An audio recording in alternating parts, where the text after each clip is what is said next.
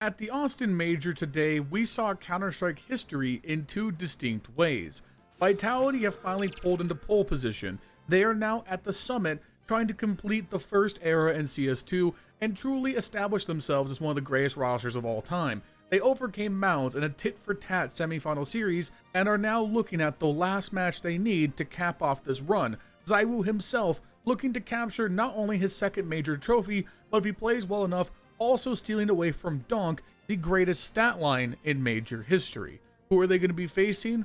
Well, after dashing the hopes of damn near everybody watching by beating FaZe yesterday, the Mongols walked up and resumed their place as the fan favorite team, and they rolled over Pain Gaming in an emphatic series. They are now the first Asian team to make a major grand finals in the history of CSGO or CS2. Let's talk about how they got there and set the stage for the grand finals tomorrow. If you guys have been enjoying this same day coverage of the Austin Major, show me by leaving a like, leaving a comment down below, and subscribing to the channel if you haven't already. I want to hit 7,000 subscribers by the end of the Major, so we need to make up some ground by the end of tomorrow. I think we can do it. Show me some love. And lastly, before we get started, I would like to thank today's sponsor. This video is sponsored by SkinsMonkey, a CS2 trading website. You put in the skins that you want to trade, you select what you want, you use my code LionHeartZ for up to $5 off, or click the top link in the description, and boom, new drip. Nice. You can also use my code for a 35% deposit bonus if you want to buy with real money. And they have a free section with cool giveaways. So check the top link in the description, use my code to buy 15 Dragon Lores to let them know I sent you their way, and thank you to SkinsMonkey for sponsoring this video. Alright, I'm going to be honest, we're going to keep things pretty broad, because out of the 5 maps of Counter-Strike that were played today, not a single one of them was very competitive. They were all blowouts in their own unique ways. Starting off, we had MOUZ versus Vitality, a series that I really think MOUZ coming into it had a real shot at. Not only have they played Vitality close in the past, let's be honest, in a best-of-3 format, Vitality are not exactly unbeatable. They've given up maps in the past, they've made things close in the past, and if MOUZ can play to their strengths, they can make that a reality. However, out the gate on Mirage, they really didn't live up to that. Not only did they have an incredibly slow start, they never really found a way to spin out of it. The thing that helped compound the issue the most was that FlameZ woke up in a big way for Vitality. After having a very slow start to the tournament, he roared out of the gate on the CT side of Mirage and was farming kills. He had an ace early on, he walks away with a total of 18 kills, 15 of those coming in the first half, complementing the 12 from Robs and the good impact from everyone else down below him. Meanwhile, on the other side for MOUZ, this was not the start you wanted to see, as literally every single player except for Spinks was held to below a 0.7 rating, and Spinks was held to a 0.79 himself. No one got close to double-digit kills, there were not really many emphatic plays. Overall, MOUZ were doing their best just to keep their head above water. They won the pistol round and converted the early game, but as soon as Vitality won a round, they won the next 8 of 9 and more or less cruised throughout the rest of this game.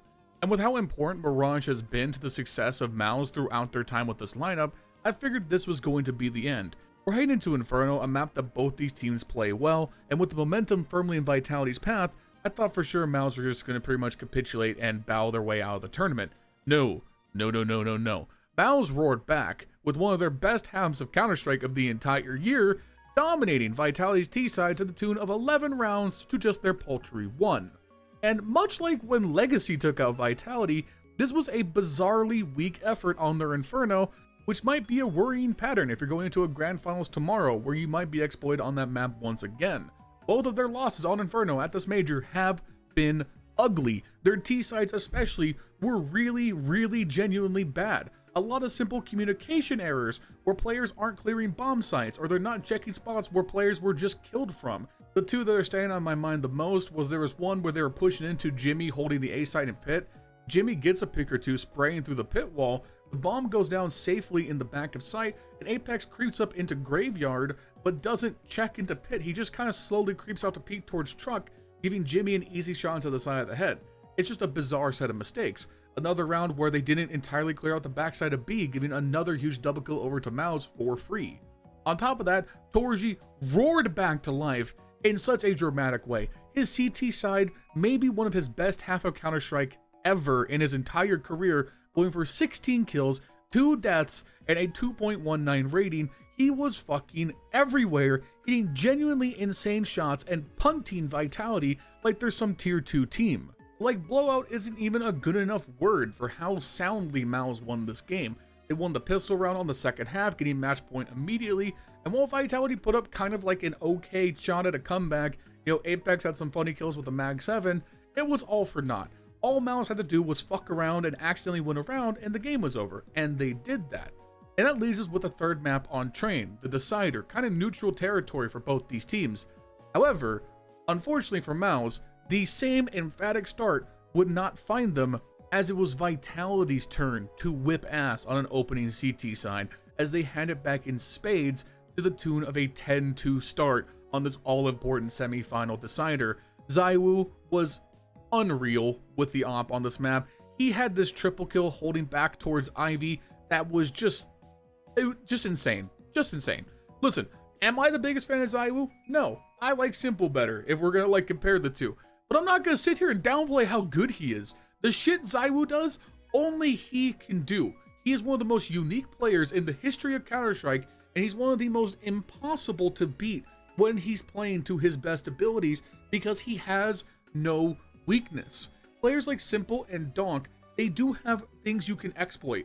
ZywOo plays fucking perfect Counter-Strike, and I do mean perfect. He's an amazing god-tier rifler. He's one of the best operators to ever do it. It doesn't matter what you do, unless you can just outstrat him, you're rarely gonna beat him in the head-to-head, the 1v1.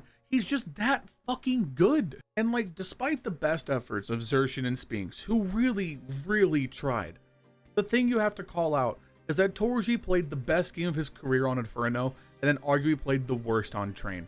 He was 16-2 on the first half of Inferno. The entirety of Train, he went 4-16. That is unreal. Like, I can't even think of a parallel in Counter-Strike for a player going that fucking nuclear and then cratering that hard in the next map. Like, I mean, I guess you could, maybe like Molodoy in the quarterfinals is like a similar comparison, but Molodoy's a rookie. Like, him struggling is like the expected outcome. It's unreal to have that kind of variance in the middle of a series, and at the most supreme moment where it literally cost your team a chance, where Train is a competitive map. You could beat Vitality on Train. You could be in the grand finals, but no, you got shut down by arguably the greatest player to ever play Counter-Strike. And just, what do you do? What do you do? And Torji gave the most heartbreaking interview after this game, man. He cried on stage in front of the crowd. You could just tell how much everything meant to him. We joke about MOUZ a lot. We joke about the whole, like, oh, it's an auralist team and all that, but I do like watching this team. I really do. I think they're a very entertaining team in the abstract. It's fun to make the you know, Jimmy's a gooner joke or whatever, but this 5 is incredible. But they're in that same place that Liquid was in 2019. You play the same style of Counter-Strike that Vitality does, and Vitality does it better. What the fuck are you supposed to do? Like, it's definitely one of those emotion of the game things to like see Torji, you know, just kind of break down in tears like that. But I guess but I just don't want to see them do anything. I want to see MOUZ. This is my through line with a lot of teams. Don't make any changes. You know, let the team actually work through like a full year of play. Give it some time to develop. See what you guys can do with this roster. I don't think you're tapped out yet, you know? But like, it is kind of funny how I'm kind of circling the drain on this one. This is literally like a Sukuna Jogo moment where like Torji's sitting there in front of ZywOo, and ZywOo's like, stand proud. You were strong. As Torji just gets fucking annihilated at the major. Like, it just, life imitates art, I guess. And then we had Pain taking on the Mongolz. And I'm just kind of realizing now at this point, I've heard to talk about my predictions. My predictions going in today were that Vitality would beat MOUZ 2-1, that the Mongolz would beat Pain 2-0, and what do you know, correct on both fronts. I'm a fucking genius. Anyways, the Mongolz absolutely dominated this game. Justin, can you please shut the fuck up while I'm recording? Anyways, the Mongolz absolutely dominated this game. I think Pain just simply got battered. Like, it's 13-5 on both maps, Mirage and Anubis. The Pain jumped out to a 5-0 lead on Mirage, and then never won another round for the rest of the game. Ow. Nope. No. Hi, thank you for calling LionHeartZ hotline. How may I help you? Shut the fuck up. You know, a guy's just trying to get work done around here, and he's just being harassed by his older brother. Sad. Leave a like if you think this is sad. Anyways, Pain just... I mean, what do you do if you get battered 13 straight rounds on a map? It just, you know, you just kind of shrug, right? Usually, oh, well, yeah, it happened. There were a ton of moments where there were close rounds, that's for sure. But they were just emphatic moments from the Mongolz where they just dominated. Senzu had great clutches on both maps.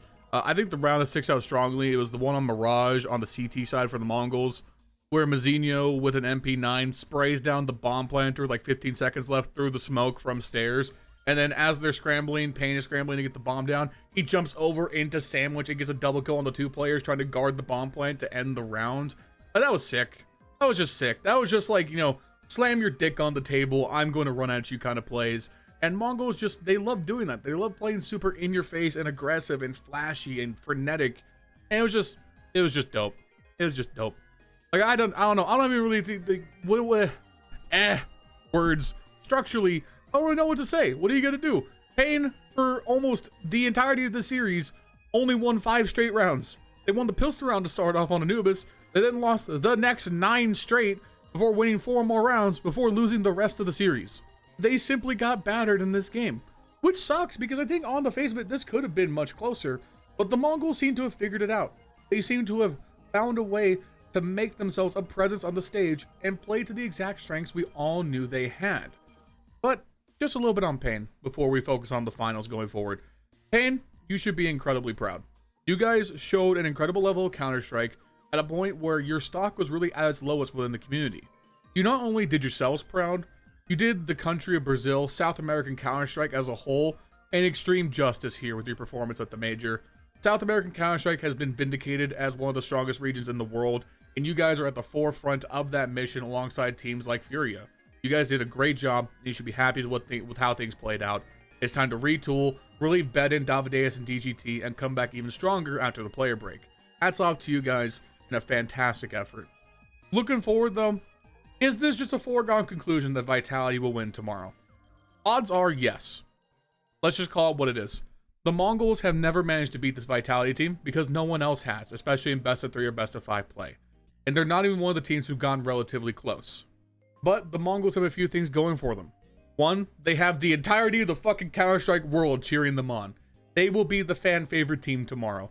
They are buoyed by the momentum of 2 of their best performances in back-to-back days in the quarters and semifinals. Their star players are all playing at their best right now. Can they ride that momentum and win against Vitality? I don't think it's impossible. If I had to give odds to it, it's like an 80-20. 80% of the time, Vitality is going to win.